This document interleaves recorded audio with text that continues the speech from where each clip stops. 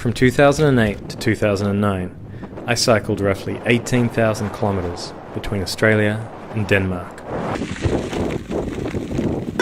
It took me 32 days to cross Mongolia. My aim was to collect stories and images describing the impacts of climate change on our planet. Southern Mongolia is covered by desert. Over the past 50 years, constant rising temperatures and decreasing rainfall have fueled the Gobi's relentless expansion in all directions. But despite these difficulties, people have still found a way to survive.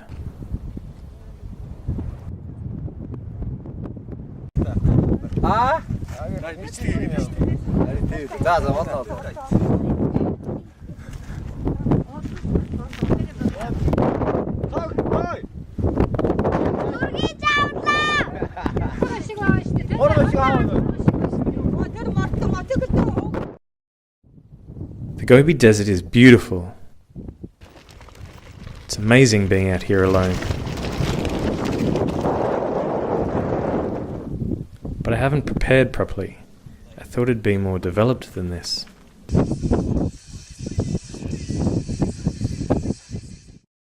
I've run out of food and water. I'm not sure if I'm going the right direction. There are no roads and no signs, so I'm just trying to make sure I head northwest.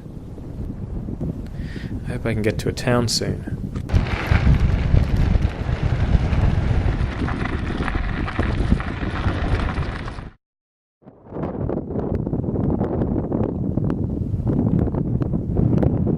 Made it to a town. I'm not gonna die.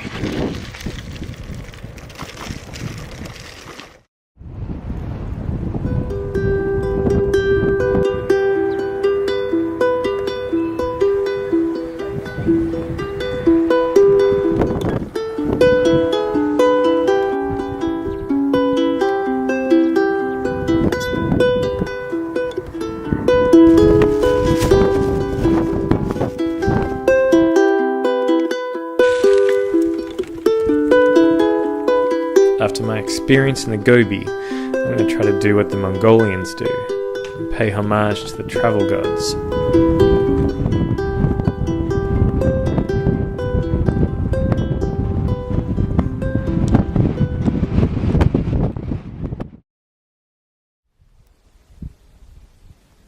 The steppe covers the east and centre of the country.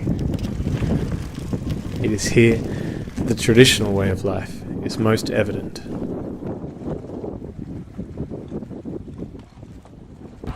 50% of the working population still make their living raising and herding animals.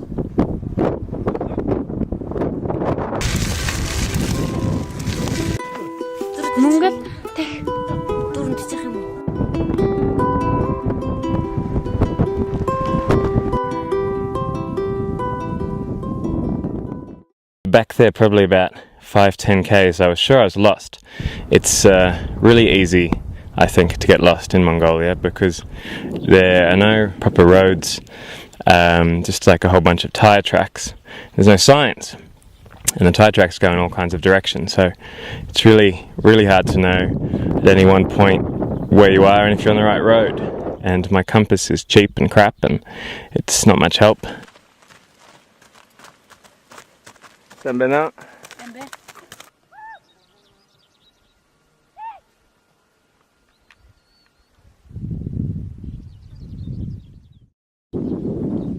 lost.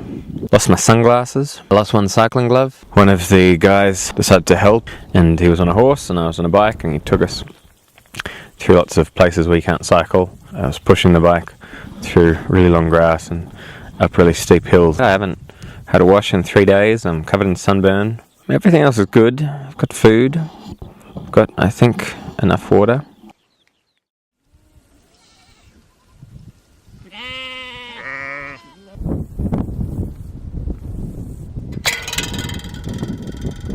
As the months roll by, it's more common that I ask myself, what the hell am I doing out here?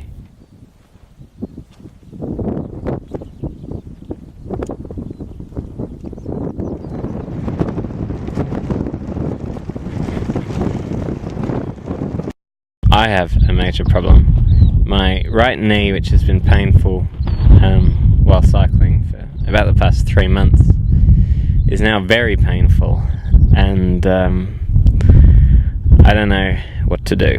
It's painful even just to walk on it. So I'm going to have a think about what I'm going to do.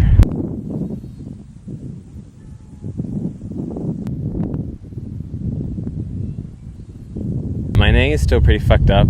Eventually I've decided that I'm going to keep on going until I truly, absolutely can't. It's better than just turning around and going back to Ulaanbaatar and packing it all in.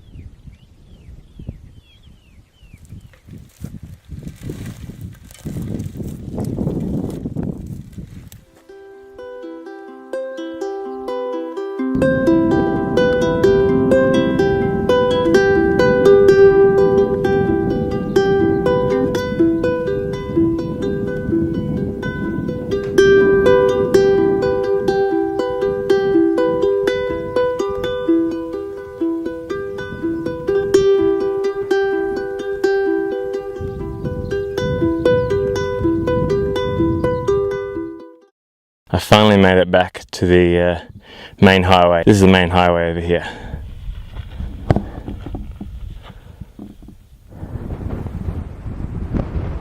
It's very cold. There's been some snow that's come down today. It's very windy still. It's going to be a hard 8 days, but yeah, I haven't seen many places in my life as beautiful as this.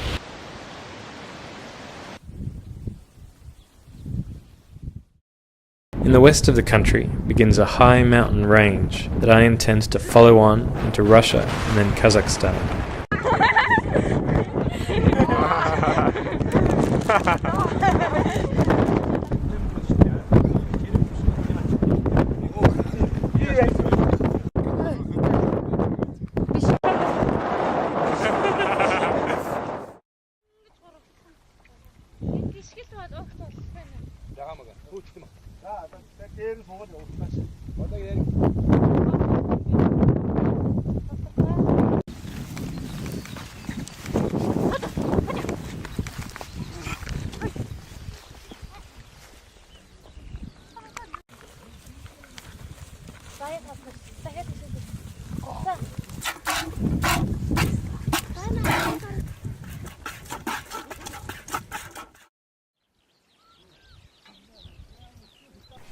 I've made some friends.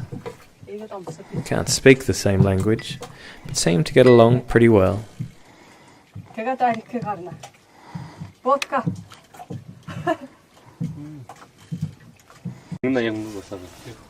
especially like the big fat guy.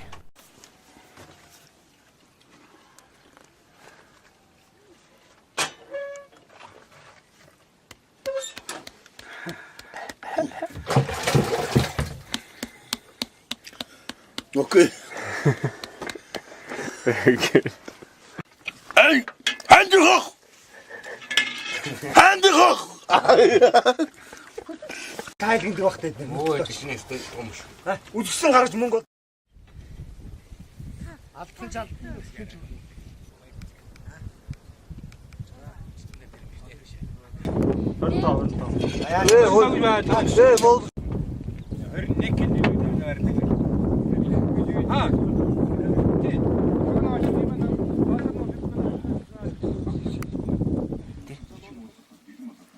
Esta sayawara. За. Суумаатсан зүрх ямар гоё гарсан билэг. Ондэр сумаад байна. Суумаад дурсан жааж нэг бэт юм нэг нарийн хоёр. Okay, bye. Came.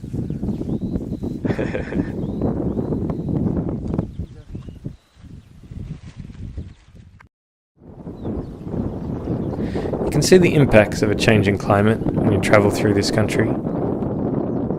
Impacts caused mainly by actions taking place in other, faraway parts of the world.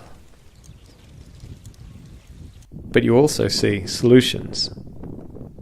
Mongolia doesn't have the infrastructure for a conventional energy grid, so they have embraced solar power.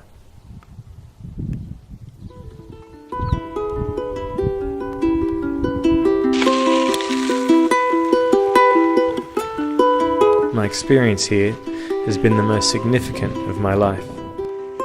It has been the best and hardest thing I've ever done. It's given me something I think I've always been searching for: a connection to the planet I live on.